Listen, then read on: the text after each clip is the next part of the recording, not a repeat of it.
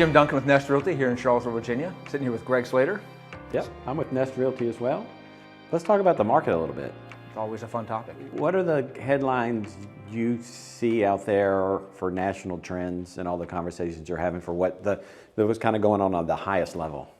The interest rates have stabilized-ish between 6.5 and 7.25. So it's not 8, it's not 3, it's kind of 6.5 to 7.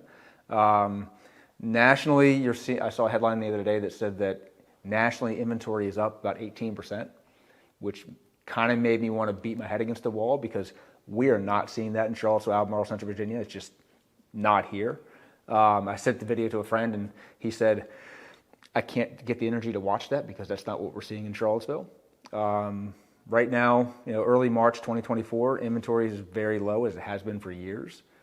Buyers are, they have to fight for every house that comes on that fits their needs. And sellers, if they have somewhere to go, are positioned to do pretty well if they price it, market it, prepare, they do the work they need to do. So that's kind of, that's kind of the headlines of where I see March in Charlottesville, Albemarle. Yeah, so one of the things I find myself doing is starting with exactly what you just said, but then explaining why and how much it's different here. Right. And so as you know, and some of the people that follow the information I share, I've been tracking the bleeding edge of the market for years, and it starts with comparing the number of resale listings that come on the market and comparing it to that prior year before. Right. Just looking for a clue that the market is loosening in the form of potentially more inventory. Do you look more at 24 to 23 or 24 to 20 or 2019? Because I see that's sort of like the last normal-ish year. Yeah, so now my records go 6 years. This February, I can look at 6 years of February's, okay. And it goes back to 2019. So let's just talk about February for a second, because in January, we saw no signs of loosening. Right. We actually listed less homes in January of 2024 than we did in January. Just resale. Yeah, just resale. Okay. So we can get to new, but resale we have to talk about that separately because of the way we use the MLS with our builders here, right? Because they sell homes and it becomes a listing and a pending the same day, and that's not the inventory we're worried about. Right. That's a home that doesn't exist that's going to be built. So when we just focus on those resales, so then I just ran the numbers. So we have 105 resale listings in Albemarle County in February, and that was one more than last year, and we had an extra day. So we basically didn't improve. I think the title of the video is "Big Sigh in the Market." I mean, we're definitely stuck in a rut here and can't get out of it because, why? So there were 105 resale listings last month, right. And 64 of them are already under contract, right? So it's a little over 60% of them are sold. But the real number is, and I usually run this on the 6th of the month, I ran it on the 5th of the month, but last March 6th, there were 128 homes on the market, resale inventory in Albemarle County. Today, there's 106. So we're actually, right at this moment in time, falling behind what we were doing in the lowest inventory levels of our lifetimes. So I tell people like the reasons for that, this is something we all talk about in our world is one, people are staying in their homes for longer. When I started in 2001, people would trade homes every 3 to 5 years, and now it's more like 8 to 12, if not longer. Rates, people are locked in. We all know people who are at God help them. I heard one at 1.9 for a 15-year mortgage, and 2.5 and 3. They're either not going to sell because they can't afford to make that next step. They could make money, but buying the next home is going to be double what their payment is, or they're going to keep that home and leverage it for the next home. So that pulls 2 houses off the market. So you just, by definition, you have much less opportunity for inventory, which then leads into how do we solve it? Can we build our way out? There's so many layers to the problem. Around here, we can't build our way out. I mean, there's just not enough development fast enough. Some people don't want it. The builders and developers obviously are screaming for it. The administrative process to get a lot to the market is so costly and takes so long. It's not going to happen. But to look at that February in a different way, there were 50 new home sales in February in Albemarle County, and that was 36% of what of everything that sold, and that's more than any time since 2019. It's probably, the average is probably closer to 28, 29%. So it feels like we're building more, and we are building more. but not nearly enough to solve. Because what are the new construction? Do you the numbers offhand of what the median price is? No, I don't know that offhand. I know the median price of those homes, those 100 homes that are on the market, is $650,000, and I know new construction is more expensive than the resales out there in the world. So the median price, like when we talk about Crozet a little bit, we actually saw the median price go down in Crozet in 2023 compared to the prior year, because we now know that a lot of the development that's coming is higher density with more attached housing, and so we're building more townhomes, less single-family detached, and that's pulling the median. That's pulling down on the median area. Which is something I tell my clients, like when the buyers come in, a lot of buyers come in with the default of, I want a single-family home, and then I see two things. One, they either recognize price point is they're going to get more for their money by doing attached, and two, from a lifestyle perspective. I mean, a lot of my clients. I would much rather ride a bicycle for 4 or 5 hours on the weekend than mow a big yard or do the landscaping, personally. So a lot of my buyers want to live their lives outside of the homes and not stay home maintaining it, if you will. And the townhouse helps them achieve that a little bit more. The hardest part for me as a real estate professional right now, particularly on the buyer side, is people aren't getting to buy what they want. No. Their criteria is changing.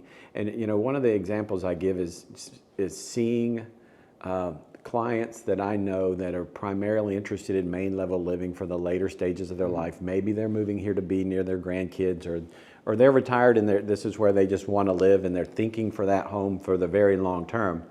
And they buy a home that otherwise was suitable for a nice young family because they can't find the home they want or afford the home they want anymore.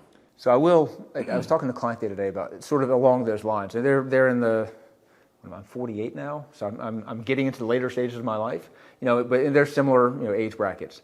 And they were talking for a moment about first floor living, and they said, actually, we want to make sure that we have stairs. Because one of the greatest, the single greatest forms of exercise a lot of people get when they stay at home the most time is stairs. And so having a little bit of exercise within the home can be a beneficial thing, so long as you are still ambulatory and you're not required, you don't need to stay on the main level. I hear that more and more, for sure.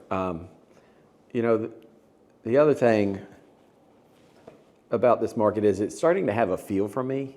I don't like to, and I just kind of came up with these thoughts on my walk this morning with a friend. I hate to do anything anecdotal and feeling wise with what's going on. Yeah.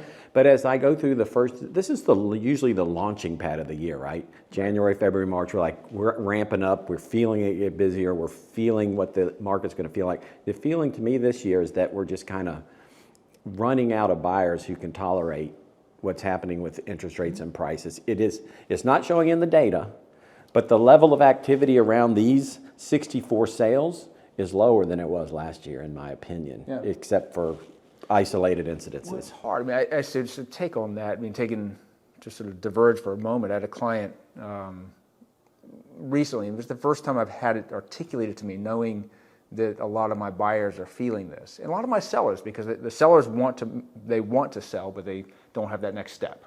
So a lot of the sellers are stuck where they are. But a client of mine emailed me and said, can we sit down and talk? Because I'm really struggling with this market because I need to find a new place to live, and I didn't foresee prices going up 40% in like 3 years. And he said that it's really taking a toll on my mental health. And I think it's something that we all sort of feel and know, but I think that it's important to talk about, that it's a struggle for a lot of people, regardless of price point. I've had buyers in the north of $1 million range saying, this is hard, we're not getting what we want. And I think it's something that is important to acknowledge, that this is not yes, there's data, there are numbers, and there are hard things like that, but it's also something that I think, for us, I try to be understanding and empathetic about the struggles in this market. And speaking about it and saying this, we're, as real estate professionals, we're not just here looking at the numbers and getting a transaction, but it's also humanity and lives.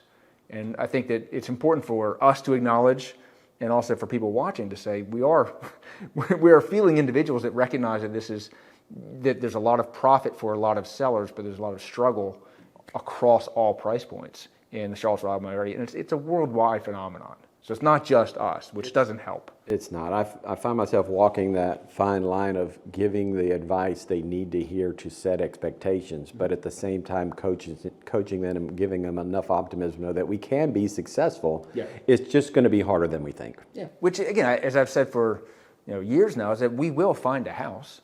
There will always be another house. It's why I like my buyers to come in. If they're coming in from another market, once I got to know what I was doing, I would tell people, if you have the luxury, come in and rent for 6 to 12 months. Learn the market, learn where you want to be, what your life patterns are going to be, because this is a 5 to 10 to 15 year decision. So spend, it sucks. Moving twice sucks. There's no other way to look at it. But come in and know that we want to be on this side of town or that side of town, or the growth and development is over here, we want to be over here, that they owe it to themselves, if they can, to take that time to learn what their needs and wants are, and expose themselves to 12 to 15 months of inventory instead of 2.5 or 3 months.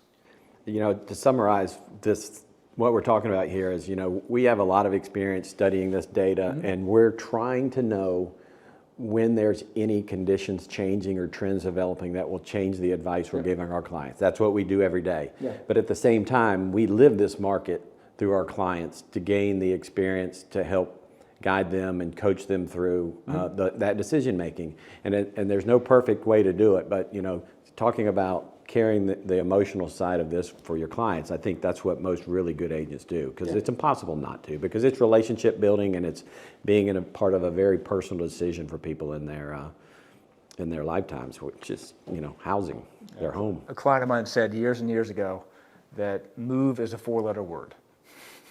It's a traumatic environment. It's a thing that that a lot of people need to do. But recognizing that we need to coach and guide them with grace and empathy, I think is critical. Yeah. And we struggle every day.